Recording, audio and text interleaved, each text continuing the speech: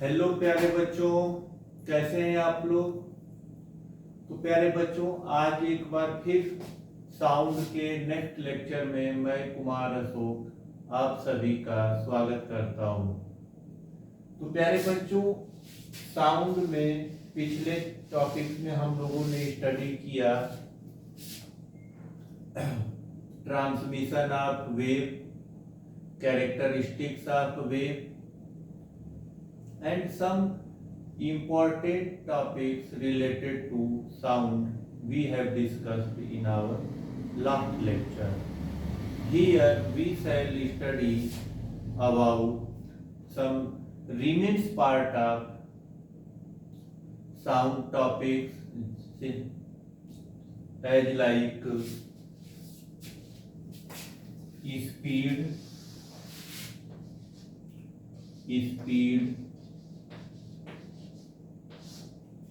Next topic, reflection, and next refraction and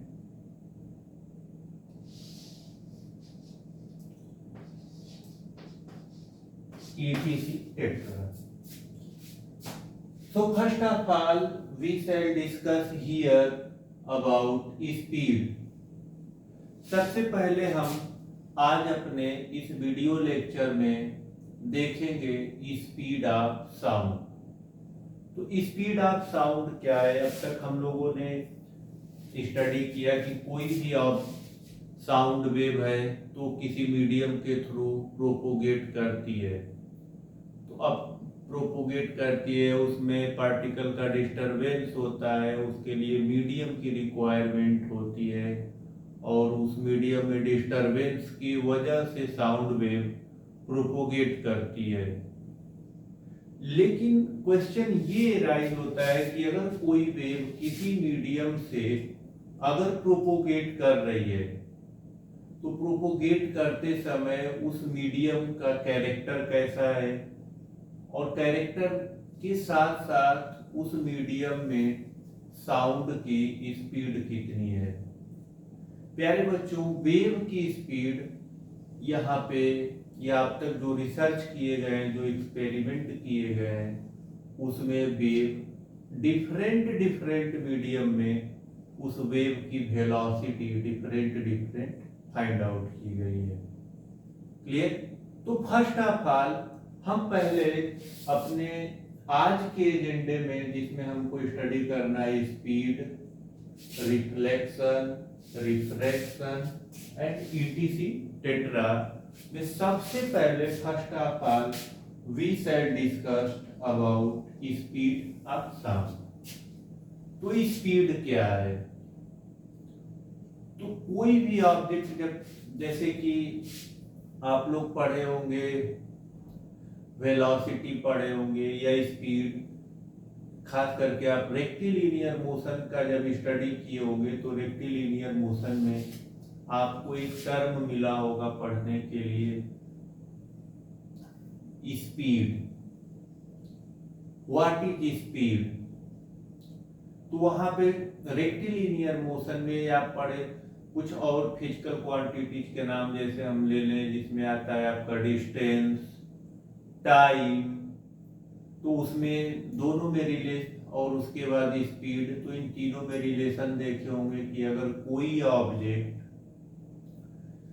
पर unit time में जितना डिस्प्लेसमेंट कवर करती है उसको हम कहते हैं स्पीड। तो सेम है यहाँ पे भी हम इस साउंड वेव को इसी तरह से डिफाइन करेंगे कि what is speed of sound. तो हम बता दें पर यूनिट टाइम में साउंड वेव जितना डिस्टेंस ट्रेवल करती है उसको हम कहते हैं साउंड, स्पीड ऑफ साउंड। तो इसको हम यहाँ पे लिख दें व्हाट इज स्पीड पर a distance traveled travel in per unit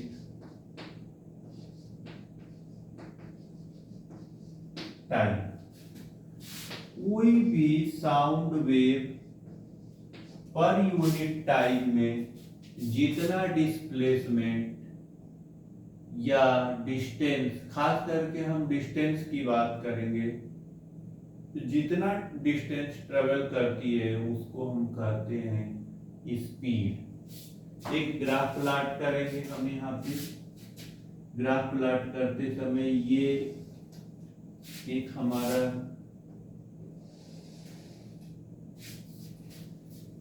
ये हो गया x axis, y axis, origin, ये टाइम डिपेंडेंट है। यहां पे हम ले लेंगे डेंसिटी आर, प्रेशर।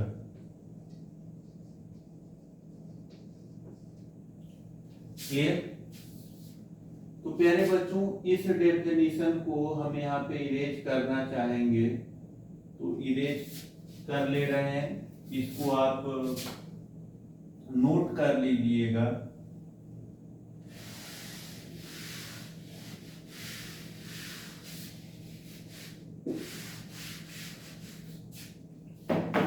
थोड़ा सा स्पेस की प्रॉब्लम थी इसलिए हमने इसको इरेज किया। आप वहीं पे पॉज करके वीडियो को नोट कर लीजिएगा। तो यहाँ पे हम लिख देते हैं density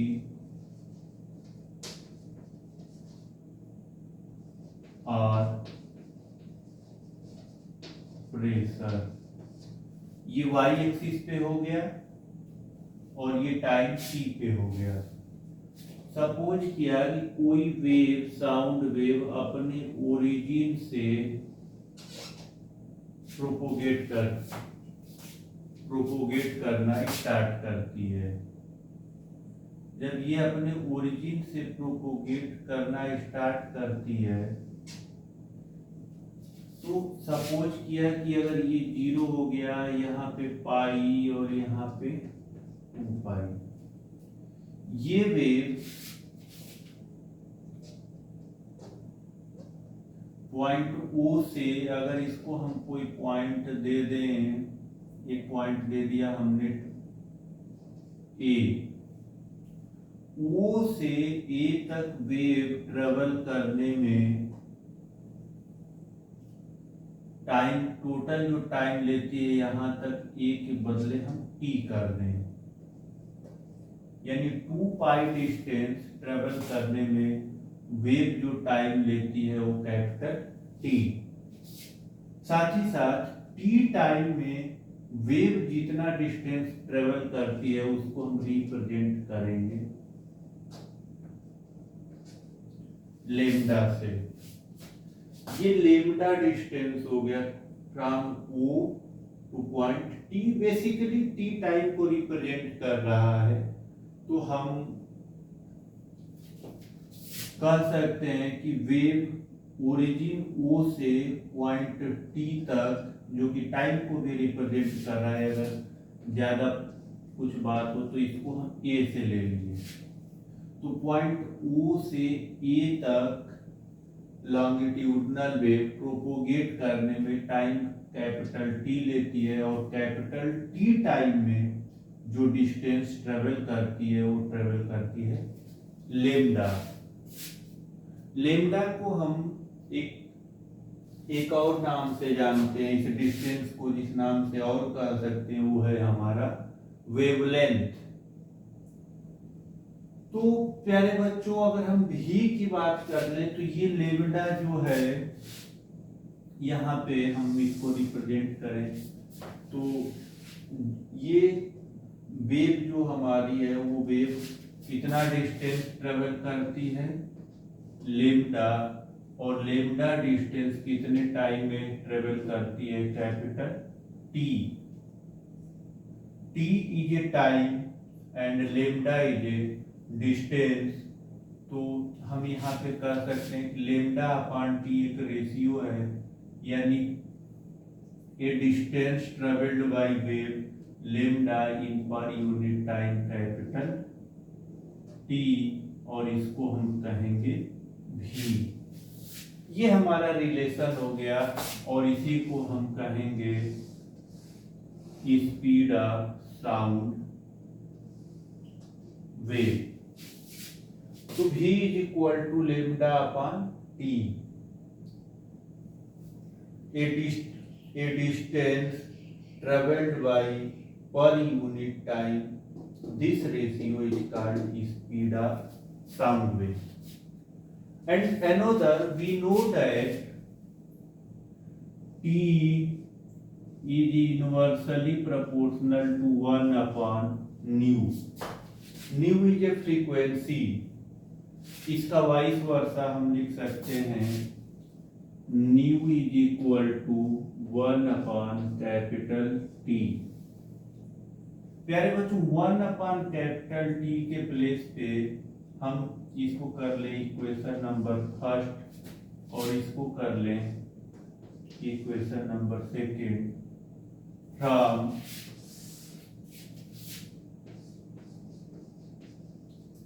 from equation first and second, v is equal to nu into lambda, और यहाँ ब्रैकेट में लिख लीजिए nu is equal to 1 upon T. This is the relation of velocity of sound, v, frequency and wavelength. Wavelength को ही हम distance यहाँ पे एज्यूम किए हैं। क्लियर? तो एक बार और जल्दी से हम आपको बता दें, ये एक्स वाई वेव को रिप्रेजेंट करने के लिए हमने एक्स और वाई डायरेक्शन में हमने वेव को रिप्रेजेंट किया, और ये वेव एक प्रकार की लॉन्गिट्यूडिनल वेव है, साउंड वेव है। ये जो कि इसका वाई डायरेक्शन में ये डेंसिटी को रिप्रेजेंट कर रहा है, और एक्स डायरेक्शन में टाइम को। पॉइंट ओ से ए तक जाने में टोटल जो डिस्टेंस ट्रेवल करती है वेव, वो लेमडा टाइम लेती है capital T. Lambda upon T is a velocity and T is inversely proportional to 1 upon nu, या nu is equal to 1 upon T. इस 1 अपॉन टी की वैल्यू हम 1 अपॉन टी के प्लेस पे put कर दिए, तो हो जाएगा v is equal to nu into lambda. ये हमारा वेलोसिटी ऑफ साउंड वेव हो गया। क्लियर? इसके बाद प्यारे बच्चों, आप इसको नोट कर लीजिएगा, और नोट करने के बाद अब हम नेक्स्ट टॉपिक पे आ रहे हैं, साउंड वेव पे। तो आप यहाँ पे अगर आप नोट कर सकते हैं तो आपके पास दो ऑप्शन है, या तो आप इसका स्क्रीनशॉट ले लीजिए, या फिर आप यहाँ पे बटन पॉज करके और इसको नोट कर लीजिएगा, और नोट करने के बाद फिर नेक्स्ट टॉपिक की आप स्टडी करना शुरू करिएगा। क्लियर? तो हम इसको इरेज कर रहे हैं, क्योंकि जिस समय आप पढ़ रहे होंगे उस समय वहां की टेक्नोलॉजी आपके हाथों में होगी। क्लियर?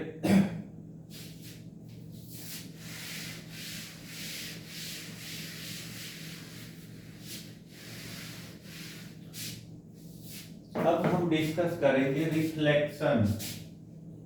What is reflection? तो आपको हम बता दें कि अगर इस वीडियो को अगर कोई क्लास 9th या का स्टूडेंट अगर इस वीडियो को देख रहे होंगे, तो आप लोग क्लास 6, क्लास 7 या क्लास 8 में कहीं ना कहीं आपको रिफ्लेक्शन पढ़ने को मिला होगा। और ये रिफ्लेक्शन बेसिकली आपको पढ़ने को मिला होगा लाइट में। हिंदी मीडियम के अगर स्टूडेंट इस वीडियो को देख रहे होंगे तो उनको पढ़ने को मिला होगा प्रकाश में। तो रिफ्लेक्शन में हम लोगों ने लाइट के रिफरेंस में देखा होगा कि रिफ्लेक्शन में जब कोई लाइट रेज एक प्लेन पॉलिश्ड स्मूथ सरफेस पे अगर लाइट वेव किसी सोर्स से अगर आ रही हो और उस सोर्स से आकर के किसी प्लेन स्मूथ सरफेस पे अगर इंसिडेंट करती है, तो वहां से जिस एंगल से इंसिडेंट करती है उसी एंगल से रिफ्लेक्ट होकर दूसरे डायरेक्शन में प्रोपोगेट कर जाती है। जैसे कि अगर हम लाइट की बात करें तो लाइट के लिए अगर ये एक सरफेस हो गया,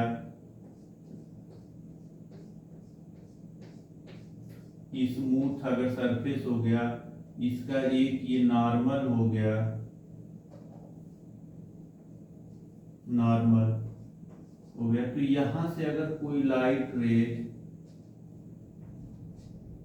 किसी सोर्स से अगर आ रही हो और यहां से ये नॉर्मल के साथ आई एंगल बना रही होती है, इसी एंगल आर के साथ रिफ्लेक्ट होके इसी मीडियम में दूसरे डायरेक्शन में चली जाती है। सेम एज हमारा साउंड वेव है, साउंड वेव भी रिफ्लेक्ट होता है। अगर कोई भी साउंड वेव हमारा, अगर हम साउंड वेव की स्टडी करें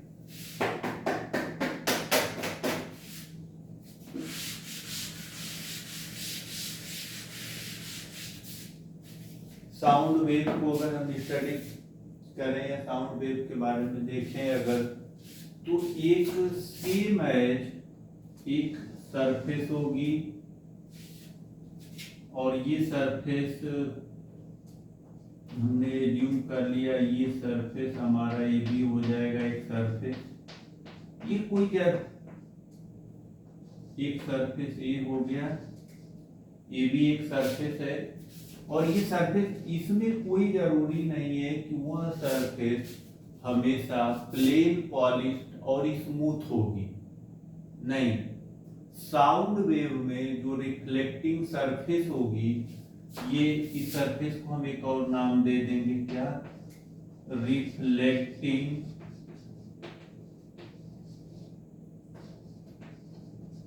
सरफेस। रिफ्लेक्टिंग सरफेस ये जो होगी या तो स्मूथ, प्लेन और रफ, दोनों हो सकती है। ये जो सरफेस ए बी है ये प्लेन और रफ हो सकती है, और इस सरफेस को हम किस नाम से जानेंगे? तो इस सरफेस को हम कहेंगे रिफ्लेक्टिंग सरफेस। क्लियर? ये रिफ्लेक्टिंग सरफेस हो गई, और यहां से इसका एक हम ले लेंगे, एज्यूम कर लेंगे, ये हो जाएगा नॉर्मल। और नॉर्मल से यहां से अगर कोई सोर्स है, यहां से किसी सोर्स से साउंड वेव अगर आउटवर्ड हो रही है, तो यहां से ये सोर्स से होते हुए यहां पे आएगी, और ये एंगल हो जाएगा इंसिडेंट एंगल के साथ साउंड वेव प्रोपोगेट कर रही है। और अपने इस नॉर्मल से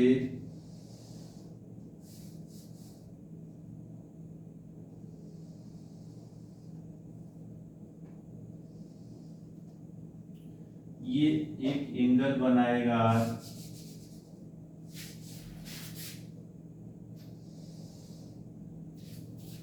ये एंगल बनाएगा आर।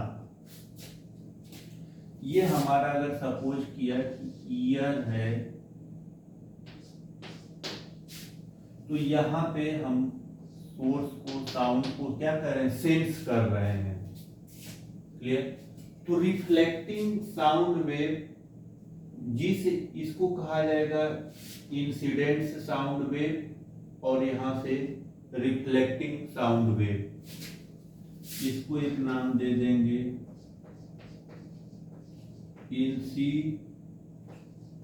डेंस साउंड वेव, और ये हो जाएगा रिफ्लेक्टिंग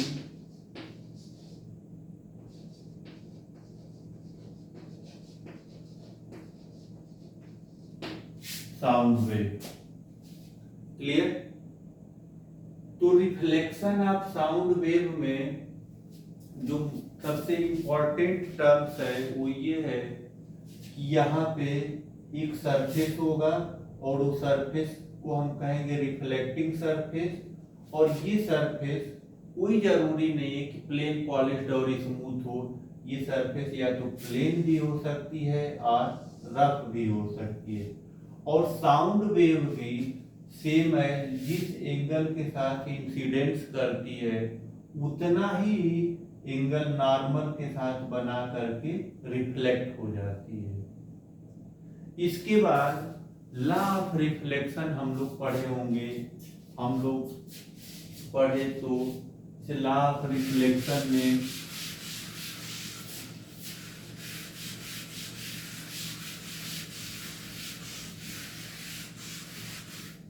एक चीज हम लोगों ने देखा है लॉ ऑफ रिफ्लेक्शन में, तो यहां पे हम देखेंगे law of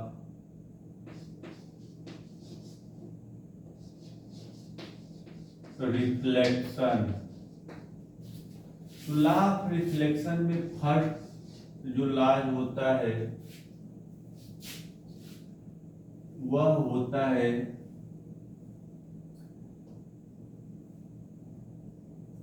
angle of reflection is always equal to angle of incidence. तो angle of reflection will be always equal to the angle of incidence. Clear? Next law of reflection यहाँ पे होगा इंसिडेंस एंगल या sorry incidence rays, incidence rays, reflected raise,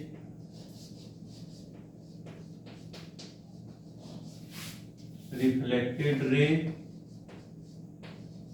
and normal all lies in same plane. Clear?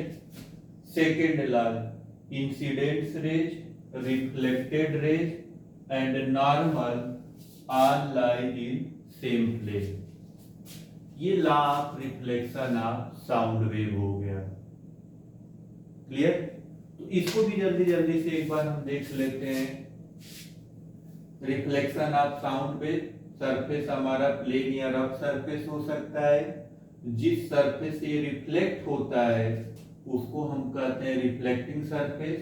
इसमें जिस angle के साथ sound wave incidence करती है वह नॉर्मल के साथ उतना ही एंगल रिफ्लेक्शन एंगल बना करके रिफ्लेक्ट होकर उसी मीडियम में दूसरे डायरेक्शन में प्रोपोगेट कर जाती है।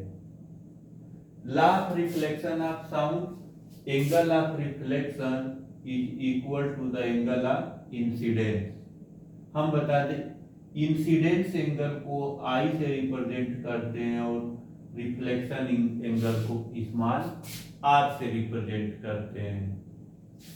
इसके बाद नेक्स्ट इंसिडेंस रेज, ये हो गए इंसिडेंस रेज, रिफ्लेक्टेड रेज, ये हमारी रिफ्लेक्टेड रेज हो गई, सॉरी ये रिफ्लेक्टेड रेज नहीं बल्कि वेव हम कर देंगे, वेव इसको हम कर देंगे वेव। तो incidence wave, incidence wave, reflected wave, incident wave, reflected wave and normal this is a normal, इसको हम यहाँ पे कैपिटल एन दिखा दें। So incidence wave, reflected wave and normal all lie in same place। Okay, तो ये हो गया हमारा रिफ्लेक्शन ऑफ साउंड। प्यारे बच्चों, अब हम जिसको स्टडी करने जा रहे हैं नेक्स्ट टॉपिक में, रिफ्रैक्शन।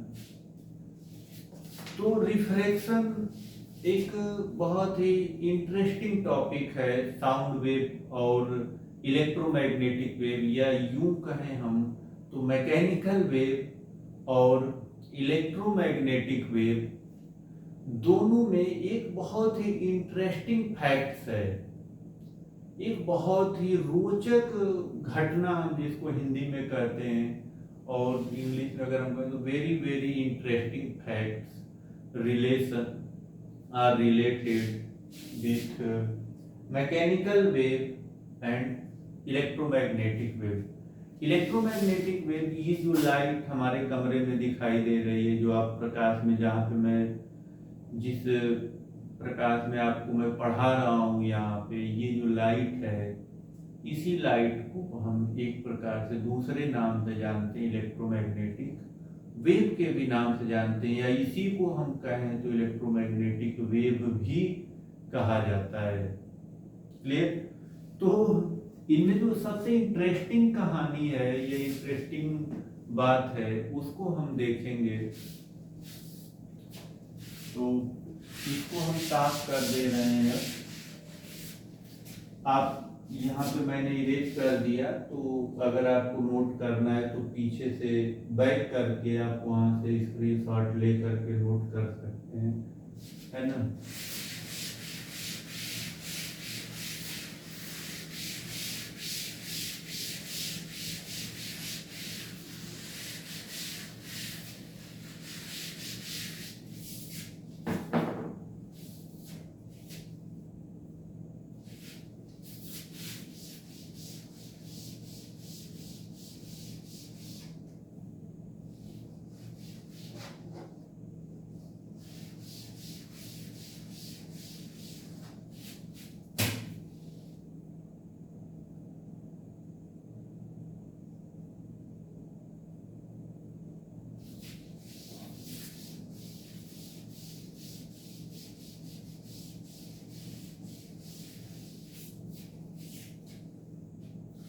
रिफ्रैक्शन।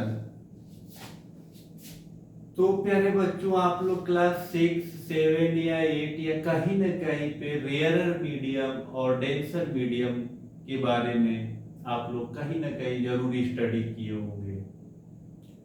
जब हम, ध्यान दीजिए, पिछले लेक्चर में जब हम बात कर रहे थे transmission of wave through the medium, और उस मीडियम में हम लोग डिस्कस किए थे solid medium, liquid medium and gas medium.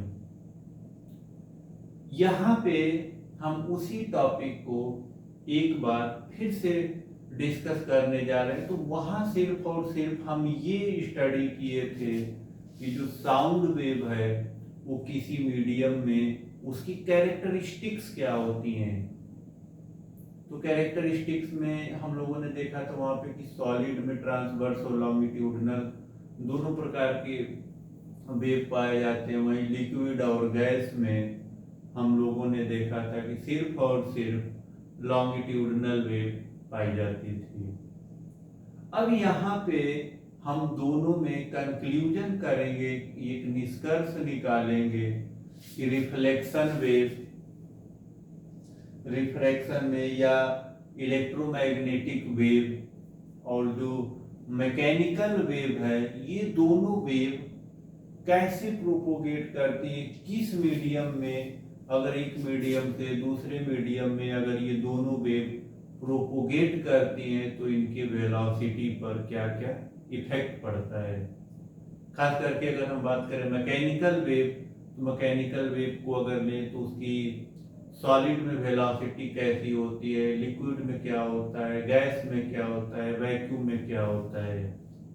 और यही चारों चीजों की या इन्हीं चार सब्सटेंस को लेकर के हम इलेक्ट्रोमैग्नेटिक वेव के भी रेफरेंस में कंक्लूजन करेंगे।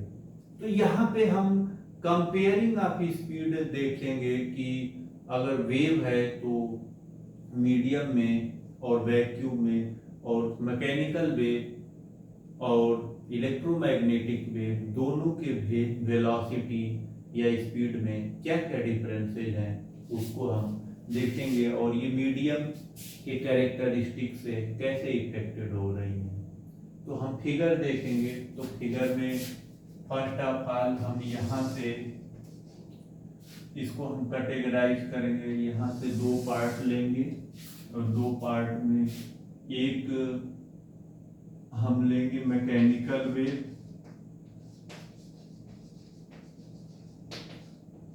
मैकेनिकल वेव, मैकेनिकल वेव, और दूसरा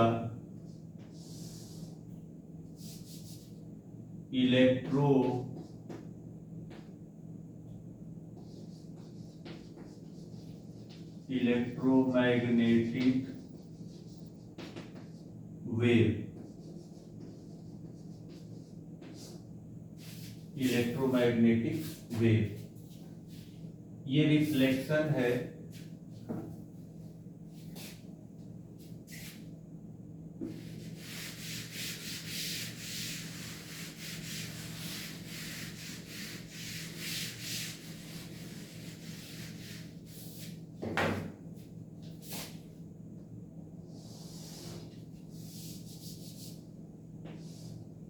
यहाँ पे हम लिख दे रहे हैं रिफ्लेक्शन,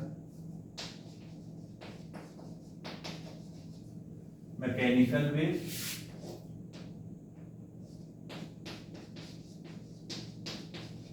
इलेक्ट्रोमैग्नेटिक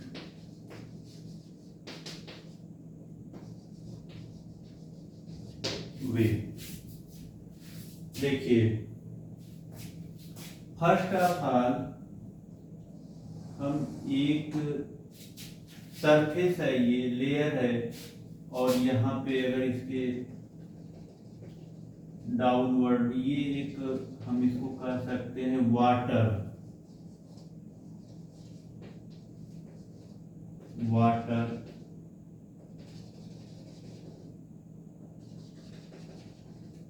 इसको हम कहेंगे डेंसर मीडियम। ये हमारा कहलाएगा डेंसर मीडियम। और इसके बाद यहाँ पे हम लेंगे एयर या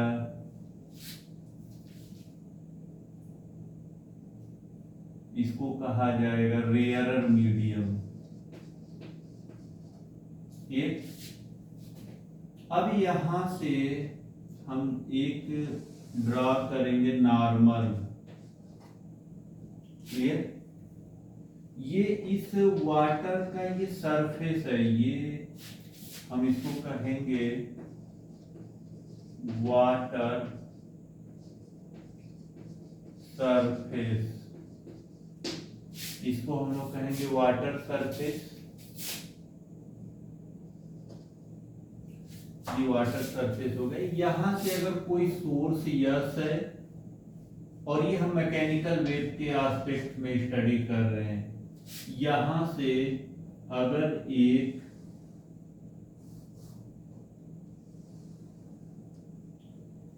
ये नॉर्मल हो गया, और नॉर्मल के साथ ये आई एंगल इंसिडेंट एंगल बना के लाइट अगर साउंड वेव रेयरर से अगर डेंसर में प्रोपोगेट कर रही है, तो ये नॉर्मल से अवे हो जाती है। ये हो गया आर, एंगल आर, और यहां से ये साउंड वेव प्रोपोगेट कर रहा है। ये जो है इसको कहा जाएगा अवे फ्रॉम नॉर्मल। हमारा जो साउंड वेव है ये अपने नॉर्मल से अवे हो रही है। क्लियर? ये इलेक्ट्रोमैग्नेटिक वेव के रेफरेंस में अगर हम स्टडी करेंगे तो अगर सेम हम ले लें यहाँ पे वाटर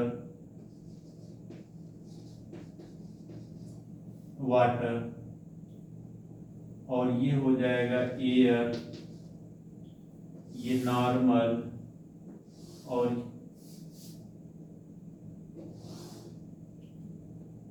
नॉर्मल से ये आई हो जाएगा, ये सोर्स इलेक्ट्रोमैग्नेटिक वेव है एंड टुवर्ड्स नॉर्मल। ये जो लाइट रेज है रे वेंट टुवर्ड्स द नॉर्मल।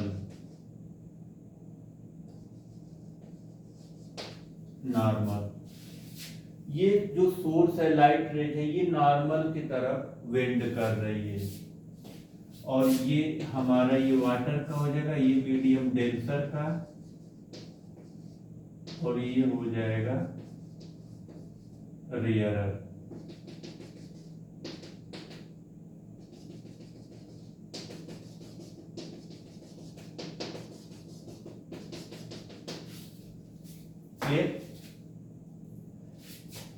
ये अवे फ्रॉम द मीडियम। अब एक इंटरेस्टिंग चीज हम देखेंगे इसमें, वो सबसे जिसको हमें डिस्कस करना है इसके बारे में यहाँ पे इसी मैकेनिकल वेव में। यहाँ फर्स्ट ऑफ ऑल हम लिखेंगे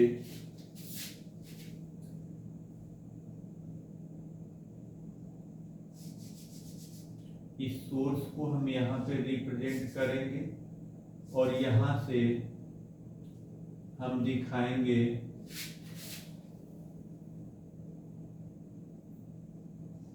सॉलिड,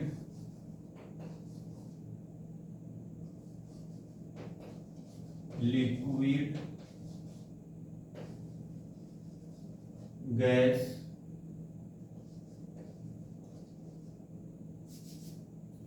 वैक्यूम। क्लियर? यहां पे भी हम वही सेम चीज लिखेंगे, सॉलिड,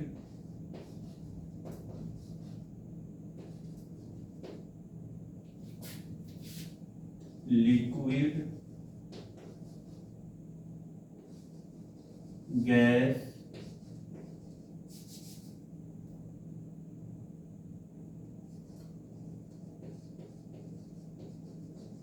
वैक्यूम। ये चारों चीज, यहाँ पे चार चीजें हमको देखने को मिलेंगी, सॉलिड, लिक्विड, गैस, वैक्यूम। यहाँ पर भी solid, liquid, gas, vacuum. Clear? पहले मैकेनिकल वेव की बात करते हैं। मैकेनिकल वेव में सबसे ज्यादा अगर वेलोसिटी की हम बात करें तो वेलोसिटी सबसे ज्यादा वेलोसिटी सॉलिड में होती है, सॉलिड के बाद लिक्विड और लिक्विड के बाद गैस। यानी यहां से इसका ग्राफ कुछ ऐसे चलता है, सबसे कम वेलोसिटी या लगभग जीरो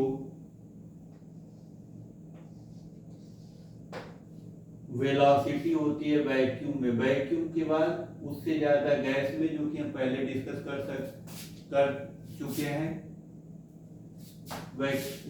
गैस से ज्यादा होती है लिक्विड, और लिक्विड सबसे ज्यादा अगर साउंड वेव या मैकेनिकल वेव की जो स्पीड होती है वो किसमें होती है? सॉलिड में। सॉलिड से कम लिक्विड में, लिक्विड से कम गैस में, और सबसे कम या लगभग जीरो स्पीड होती है वैक्यूम में। वही mechanic electromagnetic wave, electromagnetic wave के फॉर्म में अगर हम देखें तो सबसे ज्यादा अगर वेलोसिटी होती है इलेक्ट्रोमैग्नेटिक वेव की तो होती है वैक्यूम में। वैक्यूम के बाद होता है, और वैक्यूम से कम स्पीड होती है गैस में, और गैस से भी कम स्पीड होती है लिक्विड में, और सबसे कम स्पीड होती है या लगभग लगभग zero speed of electromagnetic wave होता है सॉलिड में। तो इसका ग्राफ यानी डाउनवर्ड अगर हम मूव कर रहे हैं तो इसकी वेलोसिटी बढ़ती जा रही है। क्लियर?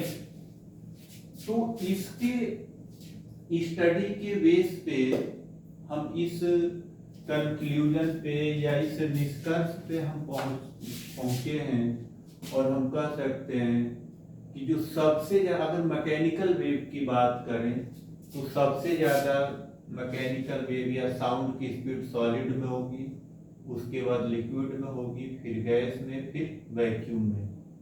यानी वैक्यूम में लगभग लगभग जीरो हो जाएगी।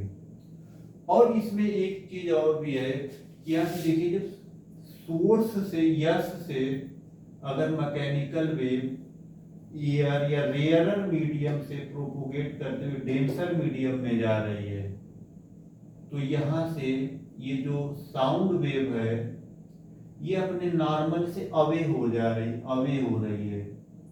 ये इसका नॉर्मल हो गया, यानी अपने नॉर्मल से दूर हट रही है। क्लियर? सेम है, ये एक प्रकार का रिफ्रैक्शन है। तो मैकेनिकल वेव में क्या होता है? मैकेनिकल वेव में जब साउंड वेव रेयरर मीडियम से डेंसर मीडियम में प्रोपोगेट करती है तो मैकेनिकल वेव अपने नॉर्मल से अवे हो जाती है, यानी अपने नॉर्मल से दूर हटती जाती है या दूर हो जाती है। वही अगर इलेक्ट्रोमैग्नेटिक वेव अगर रेयरर मीडियम से डेंसर मीडियम में प्रोपोगेट करती है तो ये इलेक्ट्रोमैग्नेटिक वेव अपने नॉर्मल की तरफ बेंड करती है। इलेक्ट्रोमैग्नेटिक वेव अपने नॉर्मल की तरफ मुड़ जाती है। क्लियर? और यहाँ पे सबसे ज्यादा स्पीड ऑफ लाइट या इलेक्ट्रोमैग्नेटिक वेव का जो सबसे ज्यादा स्पीड होता है वो वैक्यूम में होता है, वैक्यूम के बाद गैस में, गैस के बाद लिक्विड में, और सबसे कम होता है सॉलिड में। जैसे अगर ये लाइट है और ये लाइट अगर है, अगर इधर से लाइट आ रही है तो एट एनी रेट ये लाइट इस बुक को भेद करके या इस बुक से इस साइड नहीं आ सकती है, पेंट्रेट नहीं कर सकती है इस बुक को। यानी हम इधर अगर हैं तो हमारे चेहरे पे इस समय किसी भी प्रकार का लाइट नहीं आ रहा है।